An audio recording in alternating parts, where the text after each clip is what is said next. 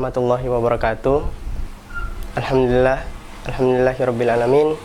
Wa bihi nasta'in wa ala umuri dunya waddin. Shalatu wassalamu ala asrofil anbiya'i wal mursalin wa ala alihi wa sahbihi ajma'in. Qala rabbi israh li sadri wa yassir li amri wahlul 'uqdatam min lisani yafqahu qawli. Amma ba'du. Segala puji hanya bagi Allah. Selawat serta salam marilah kita curahkan kepada junjungan kita Nabi besar Muhammad sallallahu alaihi wasallam, pada keluarganya, sahabatnya, pengikutnya, termasuk kita hingga yaumil akhir nanti. Amin ya rabbal alamin. Sahabat aku, dimanapun kalian berada, saat ini kita telah memasuki kajian yang kedua, yaitu dengan pemateri Ustadz Ahmad Rizal Panigoro dengan tema Semoga Ramadan kita husnul khotimah. Marilah sama-sama kita buka kajian kali ini dengan mengucapkan lafaz basmalah. Bismillahirrahmanirrahim. Assalamualaikum. Waalaikumsalam warahmatullahi wabarakatuh. Gimana kabarnya? Alhamdulillah, baik akhi. Suara saya kedengeran? Alhamdulillah kedengeran Ustaz. Oke, alhamdulillah. Iya. Udah di sana sekarang pukul berapa Ustaz? Jam 5. Jam 5. Oh, beda 1 jam ya? Beda 1 jam, Wib sama Wita. Oh, insya Allah. Berarti dikit lagi berbuka. Iya. Setelah 52, 17.52. 17.52. Oh.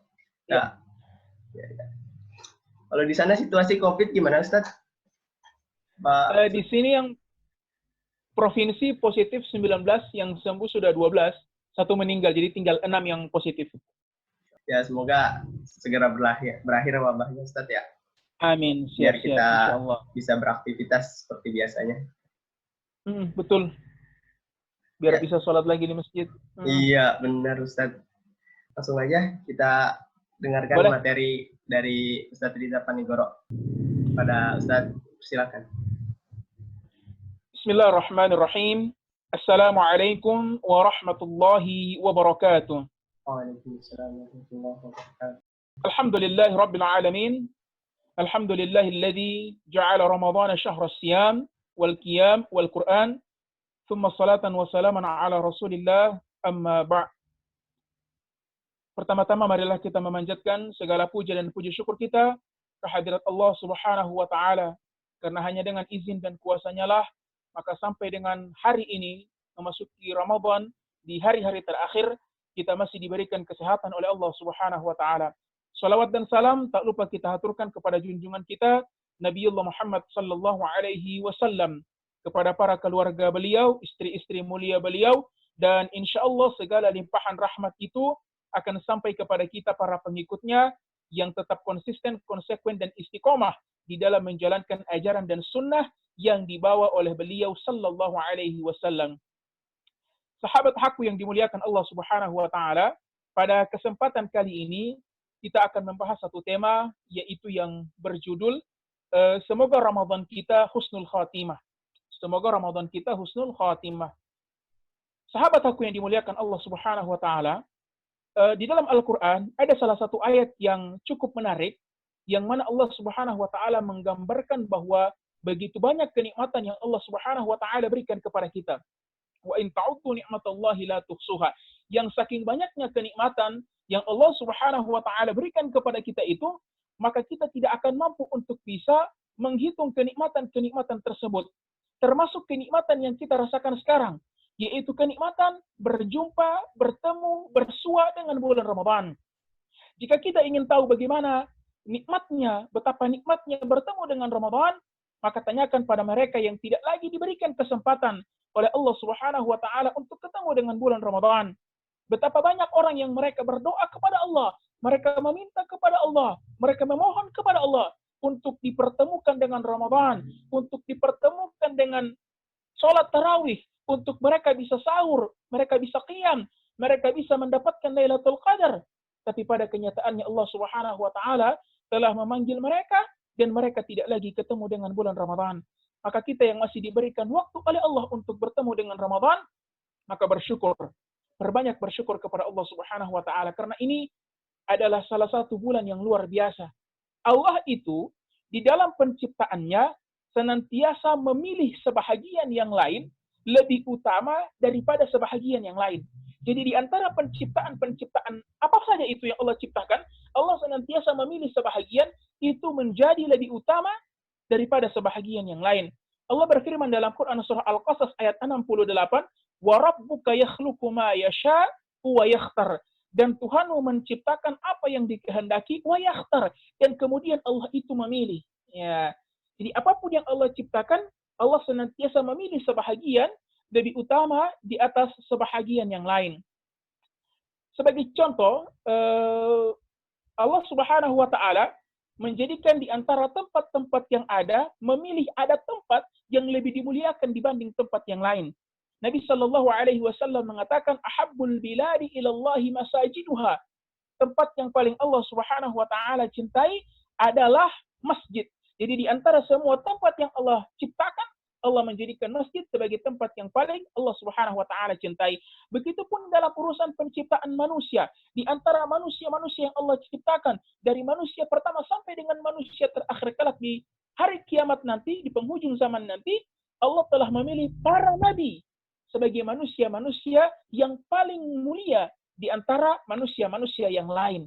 Begitu juga dalam penciptaan hari. Di antara 7 hari yang Allah Subhanahu wa taala ciptakan, Allah memilih satu hari, yaitu hari Jumat, sebagai hari yang paling mulia di atas hari-hari yang lain.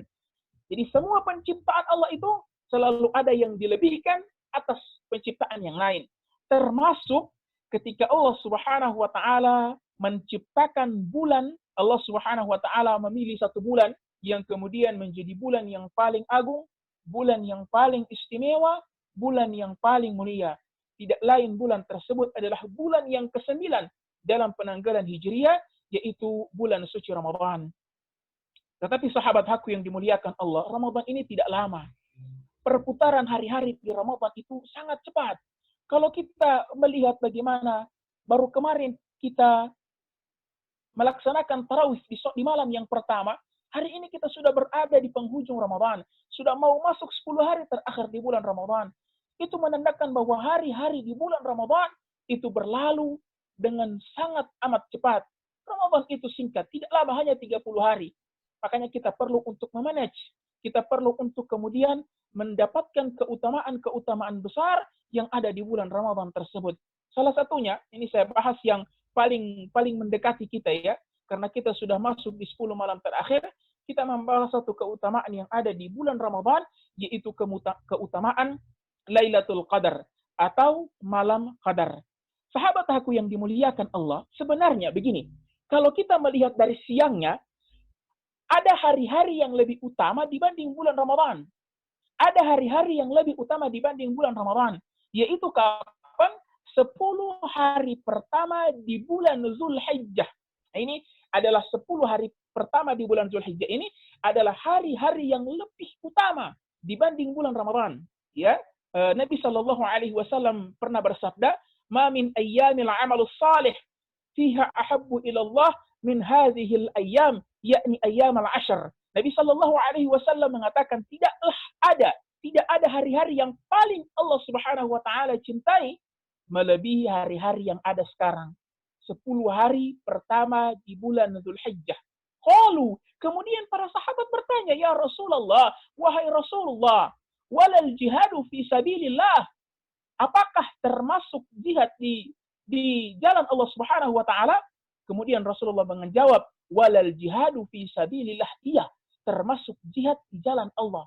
Illa, kecuali ya, rajulun kharaja binafsihi wa malihi falam yarji' min dzalika bi syai'.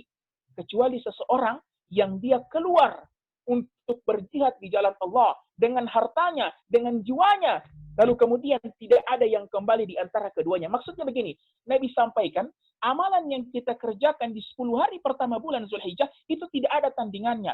Itu adalah amalan yang paling Allah cintai. Kemudian para sahabat heran dan bertanya, "Ya Rasul, kan ada jihad.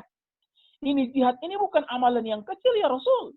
Apakah termasuk jihad dikalahkan oleh ibadah yang dilakukan di 10 hari pertama bulan Zulhijjah?" Nabi mengatakan, iya, termasuk jihad. Kecuali orang yang dia berjihad membawa jiwa, membawa harta, dan tidak kembali kecuali kedua-duanya sudah tidak ada. Jadi kalau ada orang dia berjihad, kemudian dia masih pulang, hartanya habis di medan perang, tapi dia masih selamat, maka itu masih kalah dengan orang yang melaksanakan sholat sunnah di 10 hari pertama bulan Zulhijjah. Itu masih kalah dengan orang yang mengaji di 10 hari pertama bulan Zulhijjah.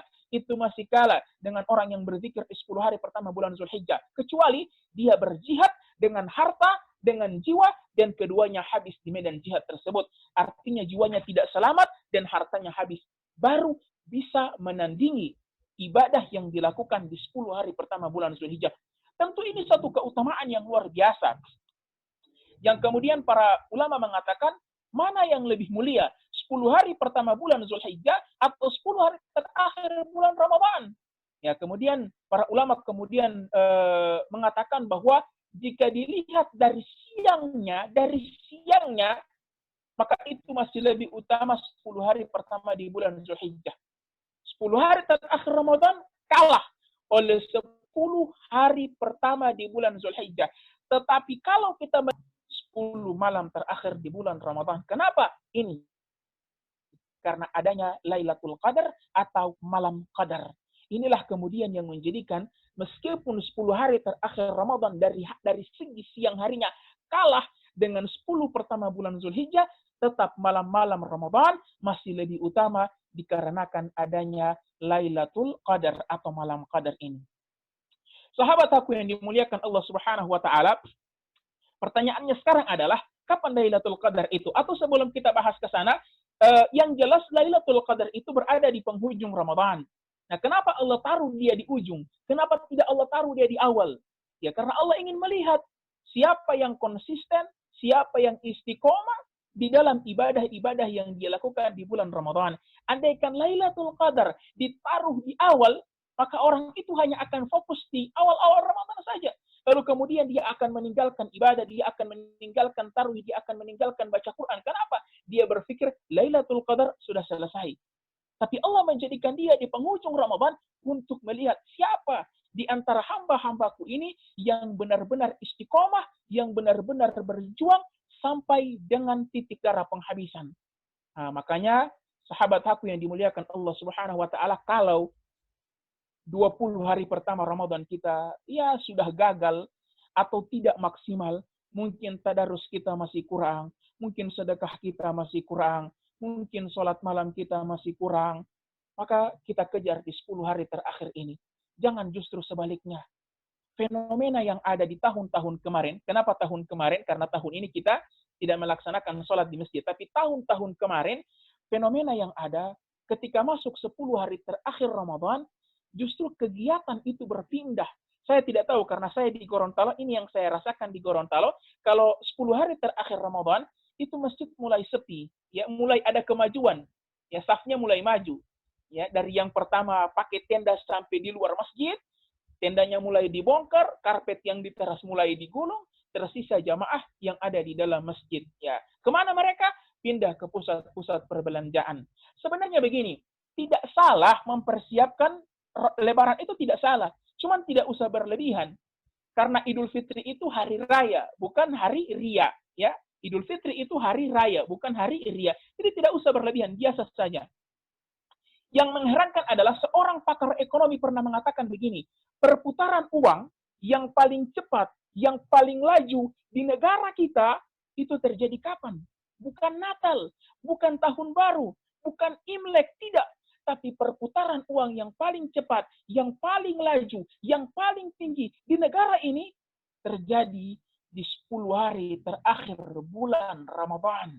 Ya, dan itu kalau kita lihat fakta di lapangan, kita sepakat dengan data tersebut.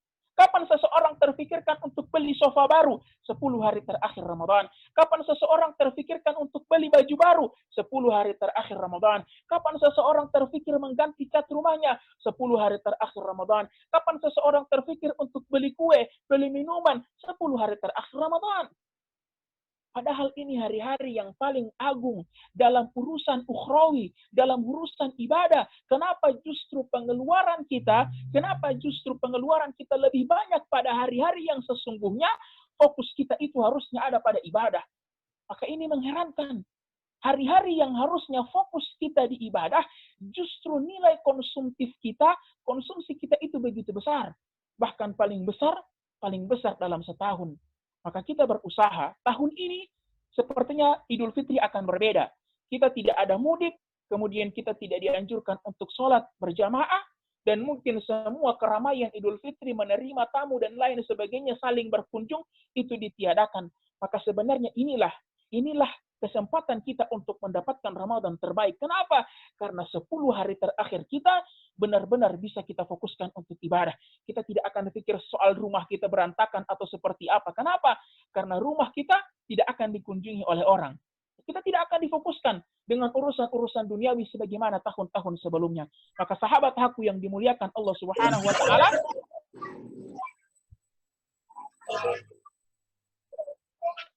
mari kita fokus di 10 hari terakhir Ramadan. Karena amalan itu dinilai dari akhirnya. Ya, amalan itu dinilai dari akhirnya. Nabi Shallallahu Alaihi Wasallam dalam hadis riwayat Imam Bukhari mengatakan, wa innamal a'malu bi khawatim. Sesungguhnya amalan itu tergantung pada akhirnya. Bagaimana akhirnya? Itulah yang akan menentukan amalan kita. Dalam segala aspek sebenarnya. Balapan misalnya, balapan motor misalnya, yang akan dilihat siapa yang finish di akhir. Meskipun dia dari pertama start, dia memimpin, dia urutan pertama, tiba-tiba di akhir dia jatuh, maka yang dihitung adalah akhirnya. Termasuk kehidupan kita. Kehidupan kita kan begitu, dinilai dari bagaimana akhirnya. Makanya kita dianjurkan berdoa, Allahumma inna nas'aluka husnal khatimah. Kita memohon kepada Allah untuk diberikan akhir yang baik. Karena akhir yang baik itu menentukan. Nah, judul yang kita ambil adalah semoga Ramadan kita husnul khatimah. Mendapatkan Ramadan yang husnul khatimah sesungguhnya lebih mudah daripada mendapatkan kematian yang husnul khatimah. Ya, kenapa? Karena kematian itu kita tidak tahu kapan dia datang. Kita tidak tahu kapan ujung kehidupan kita.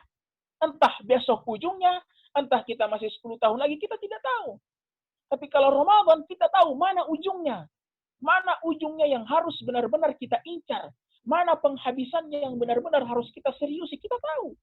Maka mendapatkan Ramadan yang husnul khatimah itu harusnya lebih mudah dibandingkan mendapatkan kematian yang husnul khatimah. Maka semoga Ramadan kita husnul khatimah. Apa maksudnya?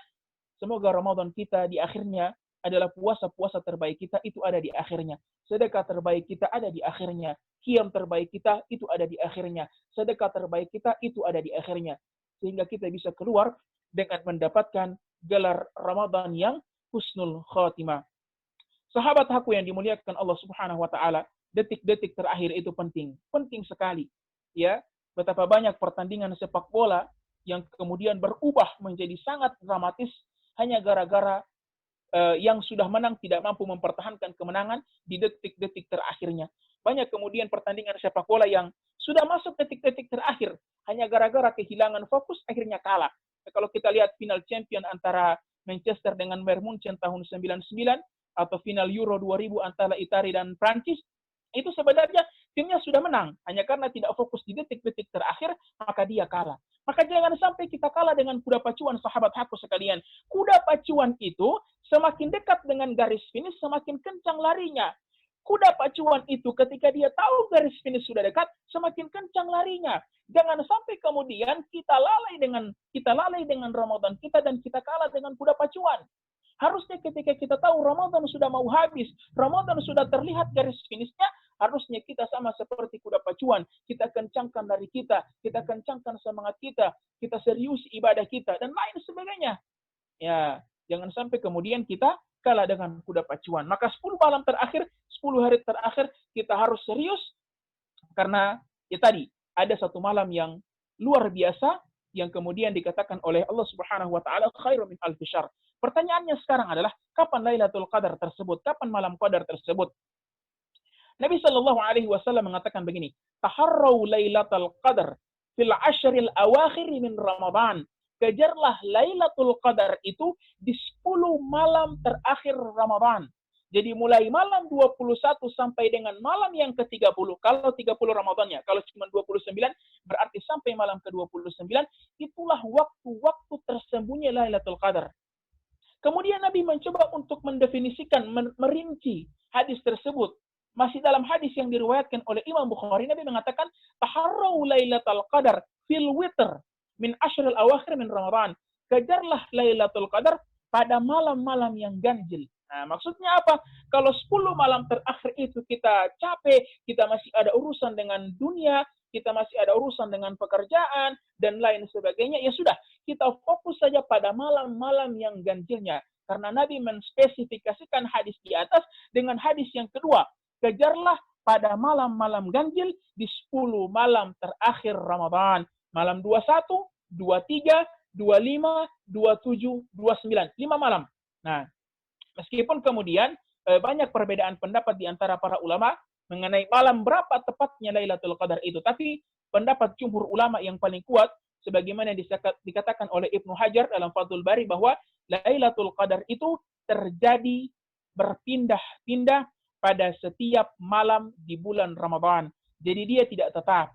Boleh jadi malam hari ini dia terjadi di malam ke-21, kemudian tahun depan di malam ke-25, atau di malam ke-24, dan lain sebagainya, ya. Itu adalah pendapat yang paling kuat bahwa Lailatul Qadar setiap malam berpindah-pindah. Nah, bagaimana tanda-tandanya? Kalau kita tidak tahu secara pasti bagaimana kapan Lailatul Qadar, Nabi pun sudah merincikan dalam hadis yang diriwayatkan oleh yang disampaikan oleh Ibnu Abbas. Rasulullah Shallallahu Alaihi Wasallam bersabda, Lailatul Qadar Lailatun samhatun talaqatun. Nah, Lailatul Qadar itu malam yang penuh dengan kelembutan, talaqatun, cerah, ya. La haratan, yang kemudian dia tidak begitu panas, wala baridatan, dan kemudian dia tidak terlalu dingin. Nah, jadi malam hari itu dia tenang, dia lembut, tidak terlalu panas, tidak terlalu dingin.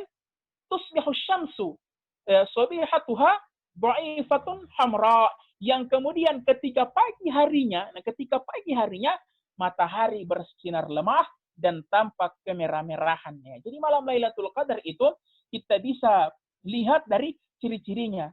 Pada malam harinya ya dia lembut, kemudian dia cerah, tidak terlalu panas, tidak terlalu dingin. Dan ketika besoknya matahari itu bersinar dengan cahaya yang lemah, sayup-sayup lah, tetapi dia tampak kemerah-merahan. Nah, jadi ini tanda-tanda Lailatul Qadar.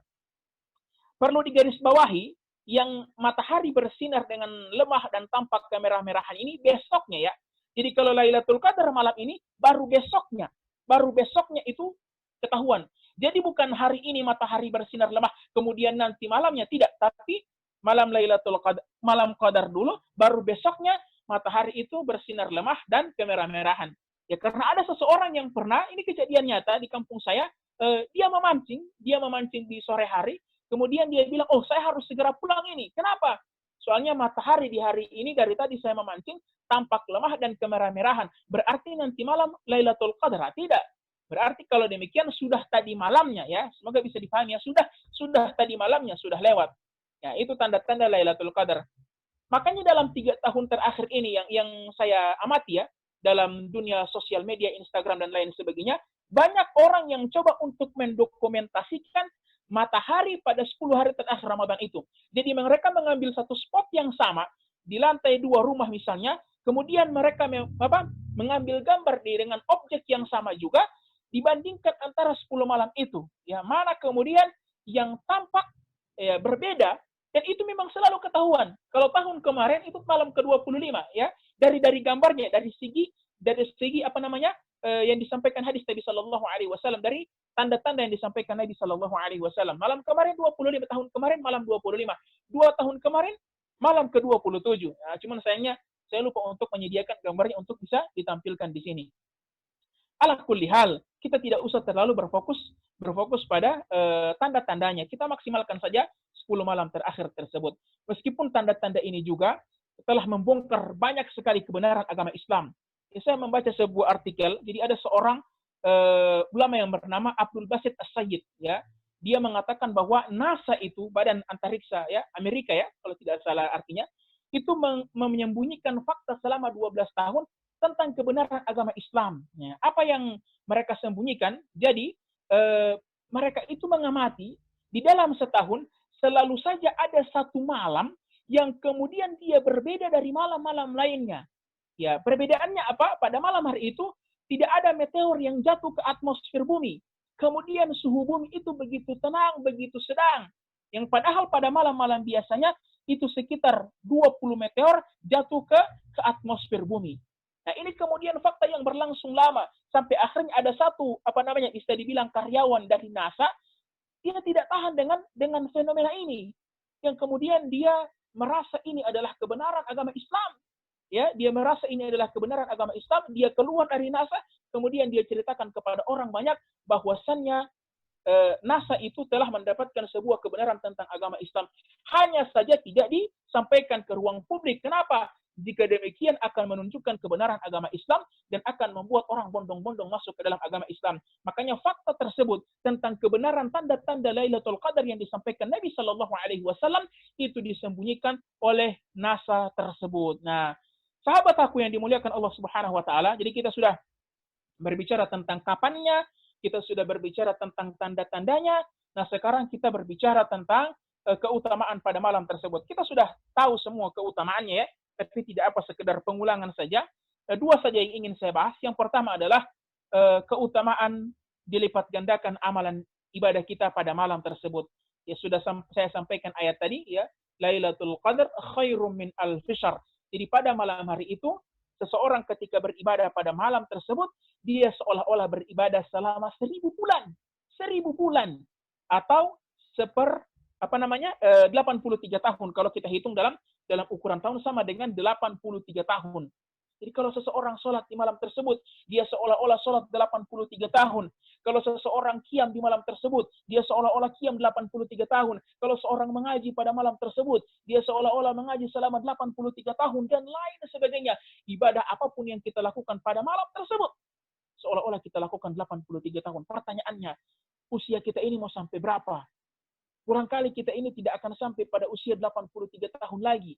Karena Nabi sampaikan, Amar ummati ma baina sittina wa sab'in. Umur umatku antara 60 sampai 70 tahun. Jadi untuk sampai ke usia 80, itu sulit. Maka ketika ada amalan, ketika ada keutamaan yang begitu besar, yang mana ketika kita beramal pada hari tersebut, pada malam tersebut, seolah-olah beribadah melebihi kapasitas usia kita, harusnya ini kita kejar mati-matian. Sahabat aku yang dimuliakan Allah Subhanahu wa Ta'ala. Kita harus cerdas di dalam beramal, cerdas di dalam amal, memanfaatkan amalan-amalan kecil yang berpahala besar. Ya, makanya saya teringat sebuah kisah, ada dua orang penebang pohon, mereka sama-sama berangkat ke hutan itu jam 6. Orang yang pertama, dia langsung menebang pohon, sampai dia langsung menebang pohon. Orang yang kedua tidak. Begitu sampai di hutan, dia justru menajamkan kapaknya. Dia tajamkan kapaknya setajam-tajamnya selama 2 jam. Jadi dia baru mulai menebang pohon tersebut jam 8 pagi. Sahabatnya sudah mulai menebang jam 6 pagi. Ternyata ketika mereka selesai bekerja pada sore hari, yang paling banyak hasilnya adalah orang yang justru mulai bekerja jam 8. Kenapa? Dia melakukan sesuatu dengan ilmu. Dia tajamkan dulu kapaknya, baru dia mulai bekerja. Cerdas dalam bekerja. Maka kita sebagai seorang muslim cerdas di dalam beramal. Ini ada satu malam yang keutamaannya luar biasa. Masa kita tidak mau memanfaatkan dia? Sedangkan umur kita belum tentu sampai pada usia 83 tahun tersebut. Maka ini keutamaan yang harus kita tanamkan baik-baik. Saya harus bisa mendapatkan malam qadar atau Lailatul Qadar tersebut. Kemudian yang kedua adalah keutamaan diampunkannya dosa oleh Allah Subhanahu wa Ta'ala. Ya, dalam hadis dikatakan, man qama lailatul qadar imanan wa ihtisaban, ghufira lahu ma taqaddama min dzambi. Barang siapa yang salat pada malam qadar, maka dia karena iman dan mengharap pahala dari Allah Subhanahu wa Ta'ala, maka dosa-dosanya itu akan diampuni Allah Subhanahu wa Ta'ala. Kita semua ini pendosa. Ya, kita ini adalah orang yang berlumuran dosa. Sebagaimana orang yang lapar. Kalau ada orang yang lapar sekali. Kemudian dia masuk ke sebuah tempat yang tersisa banyak makanan. Yang di sana itu ada banyak sekali makanan gratis. Bisa ambil sepuasnya di sana. Kira-kira dia senang atau tidak? Dia senang. Kenapa? Di tempat itu dia bisa menghilangkan lapar yang dia rasakan. Kita seorang pendosa. Masuk di 1 bulan, masuk di hari-hari di mana dosa itu diampuni oleh Allah, peluang untuk diampuni itu begitu besar, maka harusnya kita senang, harusnya kita bergairah, harusnya kita semangat karena kita pendosa. Barangkali malaikat tidak akan terlalu senang karena mereka tidak berdosa, tapi kita manusia, kita pendosa. Siapa yang tidak berdosa di antara kita? Kalau ada orang yang dia mengatakan saya tidak pernah melakukan dosa, maka itulah dosa pertamanya. Seringkali merasa tidak punya dosa.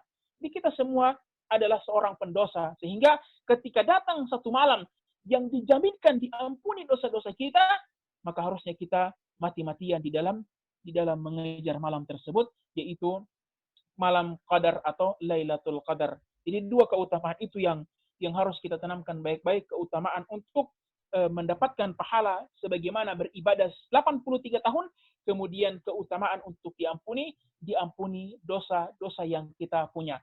Kita sudah bicara tentang kapan, tanda-tanda, dan keutamaan. Sekarang yang keempat kita berbicara tentang bagaimana Nabi Shallallahu Alaihi Wasallam sesungguhnya mengisi malam-malam yang ada di 10 hari terakhir Ramadan. Ada satu hadis yang disampaikan Aisyah radhiyallahu anha, dia mengatakan, karena Rasulullah Shallallahu Alaihi Wasallam idza dakhala al-ashr al-akhir min Ramadan. Sesungguhnya apabila datang 10 malam terakhir dari Ramadan, syadda mi'zarahu wa ahya lailahu wa ayqahu ahlahu. Ya, sesungguhnya ketika masuk 10 hari terakhir Ramadan, dia bersungguh-sungguh dengan meninggalkan istri-istrinya, kemudian menghidupkan malam-malam tersebut, dan dia membangunkan istri-istrinya untuk beribadah kepada Allah Subhanahu wa taala. Dia beribadah kepada Allah Subhanahu wa taala. Nah, ini adalah potret Nabi di 10 malam terakhir Ramadan. Jadi dia tinggalkan istri-istrinya. Maksudnya dia tidak menggauli istri-istrinya pada malam tersebut. Kemudian dia hidupkan malam-malamnya. Dia jarang tidur atau bahkan tidak tidur pada 10 malam terakhir Ramadan. Dan dia mengajak istri-istrinya atau keluarganya untuk sama-sama beribadah kepada Allah Subhanahu wa taala pada 10 malam terakhir tersebut. Sahabat aku yang dimuliakan Allah Subhanahu wa taala. Nah, ini gambaran Nabi Shallallahu Alaihi Wasallam di 10 malam terakhir. Jadi dia benar-benar serius, dia mengurangi porsi tidurnya, bahkan yang namanya tidur setelah subuh itu adalah sesuatu yang terlarang. Tetapi para ulama membolehkan ketika di 10 hari terakhir Ramadan. Kenapa? Dengan dalil bahwa malam-malam di 10 hari terakhir Ramadan itu harus dihidupkan. Sehingga boleh mengganti tidurnya di pagi hari. Boleh tidur setelah subuh di 10 hari terakhir Ramadan, mengingat malam-malam di 10 hari tersebut benar-benar dipakai untuk beribadah dan tidak dipakai untuk tidur. Nah, kemudian hadis tadi juga memberikan gambaran kepada kita bahwa Nabi Shallallahu Alaihi Wasallam tersebut ketika dia mau beribadah, dia tidak beribadah secara individu, tetapi dia mengajak istrinya, dia mengajak keluarganya untuk sama-sama beribadah kepada Allah Subhanahu wa taala. Maka ini yang dinamakan berusaha untuk mendapatkan ampunan Allah, mendapatkan pahala dan masuk surga bersama dengan keluarga kita. Sebagaimana firman Allah Subhanahu wa taala, "Ya ayyuhalladzina amanu qu anfusakum wa ahlikum nara." Jagalah dirimu dan keluargamu dari api neraka. Kita harus berusaha untuk mencontoh Nabi Shallallahu Alaihi Wasallam, yaitu berusaha agar bisa melakukan ketaatan bersama keluarga kita. Artinya tidak, kalau mau sholat tidak sholat sendiri, kalau mau tahajud tidak tahajud sendiri, kalau mau beribadah tidak beribadah sendiri, tapi mengajak anggota keluarga kita untuk sama-sama beribadah. Tujuannya apa? Tujuannya adalah kita bisa sama-sama hidup, kita bisa sama-sama masuk ke dalam surganya Allah Subhanahu wa taala lengkap bersama dengan keluarga kita. Makanya seorang mayit ketika dia telah masuk ke dalam liang kuburnya, lalu dia telah dinyatakan selamat oleh Allah Subhanahu wa taala, dia meminta satu permintaan kepada Allah. Dia meminta satu harapan kepada Allah Subhanahu wa taala. Dia berkata, "Aqimis sa'ah." Dia mengatakan, "Cepatkan hari kiamat." Dia meminta kepada Allah untuk dicepatkan hari kiamat. Mau apa dia? Kenapa dia ingin hari kiamat segera datang? Kenapa dia ingin hari kiamat cepat tiba? Hatta arji ila ahli wa mali, sampai aku bisa bertemu dengan keluargaku dan aku bisa bertemu dengan hartaku. Jadi orang itu ketika dia sudah meninggal dunia, dinyatakan selamat, dia ingin segera datang hari kiamat agar dia bisa bertemu dengan keluarganya yang juga sama-sama taat kepada Allah Subhanahu wa taala. Maka inilah nabi itu adalah sosok yang mencontohkan kepada kita bukan hanya sebagai seorang nabi, bukan hanya sebagai seorang pemimpin, bukan hanya sebagai seorang pedagang, tapi juga sebagai seorang kepala rumah tangga. Nabi telah mencontohkan bagaimana seharusnya kita menjadi seorang kepala rumah tangga. Tidak hanya mementingkan diri kita pribadi, tetapi mengajak keluarga juga sama-sama dalam ketaatan kepada Allah. Makanya buat sahabat aku mungkin yang sudah mempunyai anak di bulan Ramadan ini, apalagi anaknya sudah balik, sudah memiliki pemahaman yang baik, maka alangkah baiknya kita bangunkan mereka untuk sama-sama menghidupkan malam-malam terakhir di 10 malam terakhir bulan suci Ramadan tersebut. Karena anak-anak itu akan selalu mencontoh apa yang dilakukan oleh orang tuanya. Meskipun mereka tidak sholat, tapi setidaknya kita bangunkan mereka untuk bisa menyaksikan apa yang dilakukan oleh orang tuanya di 10 malam terakhir Ramadan tersebut. Ya, sehingga dengan demikian, itu akan menjadi satu mindset yang tertanam di dalam benaknya bahwa kalau 10 malam terakhir, ayah saya biasa membangunkan saya. Kalau sudah masuk 10 hari terakhir, ayah saya biasa semangat ibadahnya. Dan semoga itu terbawa pada kehidupannya sampai dia dewasa nanti. Nah, karena dikatakan dalam sebuah pepatah Arab, kaifastaqama azillu wa'uduhu a'waj. Bagaimana sesungguhnya sebuah bayangan itu akan lurus kalau tiangnya bengkok. Nah, bagaimana kita bisa mengharapkan anak yang rajin ibadah kalau orang tuanya tidak pernah ibadah? Bagaimana kita mengharapkan anak yang ahli Quran kalau orang tuanya saja tidak bisa membaca Al-Quran? Bagaimana kita mengharapkan seorang anak yang rajin bersedekah sementara ayahnya pelit luar biasa? Maka kita harus menjadi contoh kepada anak kita lewat momentum Ramadan ini. Sebagaimana Nabi telah mencontohkan membangunkan keluarganya di 10 malam terakhir bulan suci Ramadan. Yang terakhir, sahabat aku yang dimuliakan Allah Subhanahu wa taala, apa yang harus kita lakukan pada 10 malam terakhir di bulan Ramadan? Yang pertama adalah kita memulai dengan sholat Isya. Ya, bahkan ada para ulama yang menyampaikan ketika seseorang sudah melaksanakan sholat Isya pada malam Qadar atau Lailatul Qadar, maka secara otomatis dia telah mendapatkan malam tersebut, ya. Karena dia pasti sudah beribadah pada malam tersebut, sehingga dia otomatis bertemu dengan malam tersebut. Jadi memulai dengan sholat Isya, kemudian melaksanakan sholat tarawih. Sholat tarawih usahakan dikerjakan secara bersama-sama, meskipun tahun ini ya, tidak ada sholat berjamaah di masjid, tetapi kemudian kita bisa melaksanakan sholat berjamaah di rumah bersama dengan keluarga kita. Kenapa?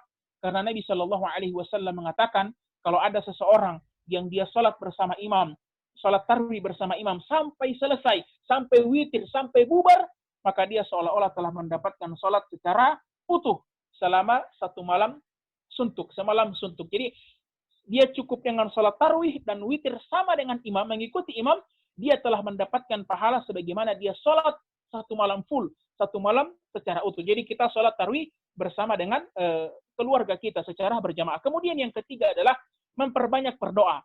Aisyah radhiyallahu taala anha bertanya kepada Nabi sallallahu alaihi wasallam, apa doa yang harus banyak-banyak saya bacakan ketika saya bertemu dengan Lailatul Qadar atau malam Qadar? Nah, Nabi sallallahu alaihi wasallam kemudian mengajarkan satu doa begini. Allahumma inna ka'afuwun tuhibbul afwa fa'fu anna. Allahumma inna ka'afuwun tuhibbul afwa fa'fu anna. Apa doanya? Allahumma inna ka'afuwun. Ya Allah, sesungguhnya engkau maha pemaaf. Ya, tuhibbul afwa. Engkau mencintai orang-orang yang meminta maaf. Fa'fu anni atau fa'fu anna. Maka maafkanlah kami. Jadi Aisyah bertanya, ya Rasul, kalau saya bertemu dengan malam Qadar atau Lailatul Qadar, doa apa yang harus saya baca? Nabi bilang, baca doa ini. Nah, ini doa yang luar biasa. Ya Allahumma innaka afuwun tuhibbul afwa fa'fu anna. Apa perbedaan antara sifat Allah Subhanahu wa taala al-afu dengan al-ghafur atau maha pengampun? Pemaaf dan pengampun ya. Bedanya adalah kalau pengampun itu secara dosa, catatan dosa itu balasan untuk dosa tersebut sudah tidak ada. Tetapi catatannya masih ada. Itu yang disebut dengan sifat-sifat pengampun. Jadi ketika Allah mengampuni dosa kita, boleh jadi balasan untuk dosa itu sudah tidak ada. Jadi kita tidak akan lagi disiksa dengan dosa tersebut. Tetapi catatan dosa-dosa tersebut masih akan Allah Subhanahu wa taala tampakkan pada hari kiamat. meskipun dosa itu sudah tidak lagi memiliki implikasi terhadap siksaan di dalam neraka. Misalnya kita pernah zolim sama orang, atau kita pernah mabuk misalnya. Kita minta Allah untuk mengampuni kita. Allah ampuni. Tidak ada lagi siksaan atas khamar itu. Tidak ada lagi siksaan atas maksiat tersebut. Tetapi catatannya masih akan Allah Subhanahu wa taala tampakkan. Tapi ketika kita meminta dengan doa al-afu, ya Allahumma innaka afuwun tuhibbul afwa fa'fu anni atau fa'fu anna, atau kita meminta kepada Allah maaf dari Allah, maka itu berarti implikasi terhadap dosa itu sudah tidak ada siksaan, plus tidak ada lagi catatan-catatan amal atau catatan-catatan dosa yang akan ditampakkan oleh Allah Subhanahu wa taala, benar-benar bersih. Jadi ibarat kalau kita manusia ini, kalau kita minta ampun sama orang, diampuni maksudnya dia tidak akan lagi menuntut, tapi boleh jadi dia masih ingat, ya. Kita minta ampun sama orang, diampuni, boleh jadi 10 tahun ke depan masih dia ingat itu. Ingat kau pernah utang sama saya, kau pernah pinjam duit sama saya. Itu kalau sekedar mengampuni. Tapi kalau pemaaf, dia tidak ada lagi ungkit-ungkit, tidak ada lagi implikasi terhadap kesalahan tersebut. Maka ini doa yang harus kita hafalkan bersama. Kalau perlu kita tulis di handphone atau kita tempel di dinding kamar kita, untuk banyak-banyak kita ulangi pada malam-malam terakhir Ramadan. Termasuk kita baca pada keseharian kita juga tidak masalah. Jadi itu ya, kita berdoa kepada Allah untuk diampuni, dimaafkan pada malam tersebut. Memperbanyak untuk membaca Al-Quran. Ini adalah bulan suci Ramadan yang mana dikatakan oleh Nabi Shallallahu Alaihi Wasallam di dalam hadis Sahih Bukhari, dalam hadis pertama Kitabus Siyam, dikatakan bahwa setiap amalan yang dilakukan pada bulan Ramadan itu dilipat gandakan menjadi 10 kali lipat. 10 kali lipat. Ibadah apa saja yang dilakukan di Ramadan itu dilipat gandakan 10 kali lipat. Paling gampang kita pakai hitung-hitungan Al-Quran. Dalam hadis riwayat At-Tirmidzi, Nabi Shallallahu Alaihi Wasallam mengatakan, "Man qara'a harfan min kitabillah, falahu bihi hasanah, wal hasanatu bi asyri amsalihah." Jadi siapa yang membaca satu huruf dari Al-Quran, maka dia akan mendapatkan 10 kebaikan. 10 kebaikan. La aqulu alif lam mim harfun, dan aku tidak mengatakan alif lam mim itu satu huruf, tetapi alif satu huruf, lam satu huruf, mim satu huruf. Jadi di luar Ramadan kita baca alif lam mim sudah mendapatkan 30 pahala. Di luar Ramadan, ketika masuk di bulan suci Ramadan dikalikan 10 lagi. Berapa? 300 pahala kita. 300 pahala yang kita dapatkan ketika kita membaca Alif Lam Mim di bulan Ramadan. Bagaimana kalau kita baca An-Naba? Bagaimana kalau kita baca Yasin? Bagaimana kalau kita baca Al-Kahfi? Bagaimana kalau kita baca 1 juz?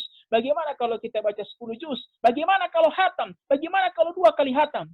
Tentu ini adalah ladang pahala yang sungguh luar biasa untuk bisa kita dapatkan di hari-hari di bulan suci Ramadan ini. Maka di 10 hari terakhir Ramadan, usahakan kita bisa hatam Quran. Kalau sudah pernah hatam, kita usahakan kita hatam yang kedua. Kalau sudah 2 kali, kita hatam yang ketiga kali. Kalau belum pernah, usahakan harus hatam. Berarti kalau kita belum pernah hatam di Ramadan ini, usahakan ketika masuk 10 hari terakhir, minimal 1 hari 3 juz. Kalau benar-benar belum membaca Quran, 1 hari 3 juz.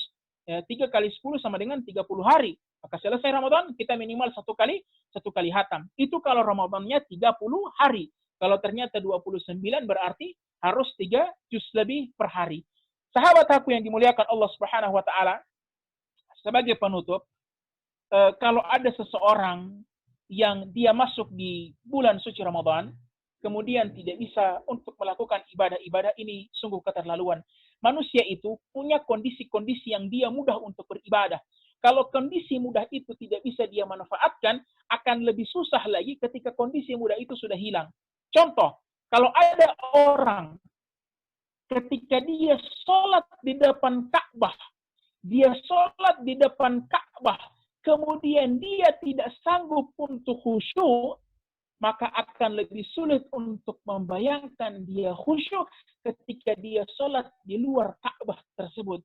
Ketika dia sholat di tanah air. Kenapa? Dalam kondisi yang mudah untuk beribadah, untuk mendapatkan kekhusyuan di dalam sholatnya, maka akan lebih sulit dia mendapatkan kekhusyuan ketika dia keluar dari area tersebut. Kalau ada orang mengantarkan jenazah di area pemakaman, kemudian dia tidak sanggup untuk mengingat kematian, dia masih tertawa, dia masih mengingat urusan dunia, padahal di sekelilingnya adalah mayat, adalah jenazah, maka akan sulit, lebih sulit lagi dia mengingat kematian ketika dia keluar dari area pemakaman tersebut. Sama, kalau ada orang masuk di Ramadan, dia tidak mampu untuk menghatamkan Al-Quran di bulan Ramadan, dia tidak mampu menghatamkan Quran di bulan Ramadan, maka akan lebih sulit dia menghatamkan Al-Quran ketika dia keluar dari Ramadan. Kenapa? Sedangkan Ramadan saja yang begitu dimudahkan ibadah, setan dibelenggu, dan lain sebagainya kemudahan untuk beribadah, dia tidak sanggup untuk hatam Quran, maka wallahi akan lebih sulit dia hatam ketika dia keluar dari bulan Ramadan tersebut. Sahabat aku yang dimuliakan Allah Subhanahu wa taala, mungkin ini saja yang bisa saya sampaikan. Berhubung saya berada di Gorontalo dan sekarang sudah jam 5:46, artinya 6 menit lagi waktu berbuka puasa di sini. Jadi mungkin persiapan buka puasa, tapi sebagai penutup, sahabat aku yang dimuliakan Allah Subhanahu wa taala, mari kita renungi bersama. Bagi kita mungkin ini sudah Ramadan yang ke-20. Bagi sebahagian orang mungkin ini Ramadan yang ke-30, Ramadan yang ke-40. Kita lihat Ramadan kita yang lalu, banyak yang gagal, banyak yang tidak berakhir husnul khotimah, banyak akhir-akhir Ramadan kita yang justru habis dengan urusan-urusan duniawi. Allah pertemukan lagi kita dengan Ramadan ini kesempatan. Kalau kita masih gagal di Ramadan kali ini, mau tunggu Ramadan yang mana lagi? Mau tunggu Ramadan yang kapan lagi? Maka mari sama-sama kita berusaha di 10 hari terakhir Ramadan ini, kita fokus beribadah kepada Allah Subhanahu wa taala. Kita kurangi tidur kita tidak apa-apa. Insya Allah setelah Syawal, setelah salat Idul Fitri, kita mau tidur sampai dengan 20 Syawal tidak masalah. Ya, karena itu sudah bukan Ramadan, dalam artian keutamaannya sudah hilang, ya, sudah hilang dengan perginya bulan suci Ramadan. Tapi ketika Ramadan masih ada, kita kurangi waktu tidur kita. Mungkin sehari kita tidur hanya 3 jam, itu sudah cukup.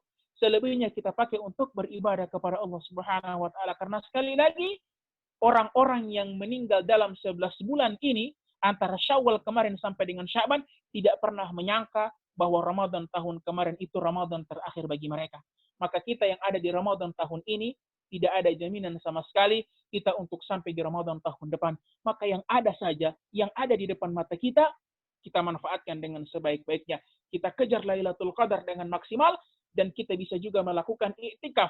I'tikaf hanya bisa di masjid. Tapi dalam kondisi pandemi seperti ini, dalam kondisi corona seperti ini, semua aktivitas yang dilakukan di masjid bisa dipindahkan ke rumah. Syuruk, ibadah menunggu syuruk setelah sholat subuh. Harusnya di masjid. Tapi karena corona bisa kita lakukan di rumah. Termasuk i'tikaf, ya. Dalilnya adalah Nabi Shallallahu Alaihi Wasallam mengatakan, "Idza maridal abdu aw safar, kutiba lahu mithlu ma kana muqiman aw sahihan." Kalau ada seseorang yang terbiasa melakukan ibadah, lalu kemudian dia sakit atau dia safar, maka dia tetap mendapatkan pahala sebagaimana dia mukim dan sebagaimana dia sehat. Ini termasuk udzur yang bisa mendatangkan penyakit bagi kita. Jadi kalau orang terbiasa sholat di masjid, lalu tiba-tiba datang pandemi corona, dia tidak bisa ke masjid, dia sholat di rumah, maka dengan asbab kebiasaan dia sholat di masjid, dia tetap mendapatkan pahala sholat di masjid, sekalipun dia sholat di rumah. Termasuk i'tikaf. Kita bisa melakukan i'tikaf di rumah, semoga pahalanya sama dengan melakukan i'tikaf di masjid. Semoga kita berdoa kepada Allah Subhanahu wa taala agar Ramadan tahun ini berakhir dengan baik dan kita mendapatkan Ramadan yang husnul khatimah. Amin amin ya rabbal alamin. Saya rasa demikian apa yang bisa saya sampaikan. Syukran jazakallahu khairan kepada Akhi Ahmad Reza yang telah bersedia untuk menjadi moderator saya pada kesempatan sore hari ini. Semoga yang sedikit ini bisa bermanfaat. Billahi taufiq wal hidayah. Wassalamualaikum warahmatullahi wabarakatuh. Waalaikumsalam warahmatullahi wabarakatuh. Terima kasih Ustadz atas materi yang telah disampaikannya. Semoga dapat bermanfaat buat kita semua dan kita bisa menerapkannya di 10 malam terakhir, insyaallah di bulan Ramadan ini. Mungkin itu saja. Marilah sama-sama kita tutup pertemuan kajian ini dengan mengucapkan atas hamdalah. Alhamdulillahirabbil alamin. Terima kasih Ustaz. Assalamualaikum warahmatullahi wabarakatuh. Waalaikumsalam warahmatullahi wabarakatuh. Saya pamit ya. Iya Ustaz.